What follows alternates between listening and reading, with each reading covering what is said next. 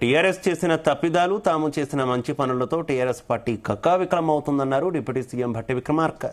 TRS party ఒకటా రెండా ఎన్ని ముక్కలవుతుందో తెలియని పరిస్థితి నెలకొందన్నారు.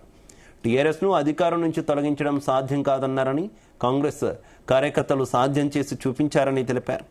స్థానిక సంస్థల్లో 50% రిజర్వేషన్ పరిమితిని టీఆర్ఎస్ పెట్టిందని, 42% రిజర్వేషన్ బిల్లును బీజేపీ రాష్ట్రపతి దగ్గర ఆపిందని, ఈ విషయంలో బీజేపీ టీఆర్ఎస్ ఇద్దరి కుట్ర ఉందని ఆరోపించారు.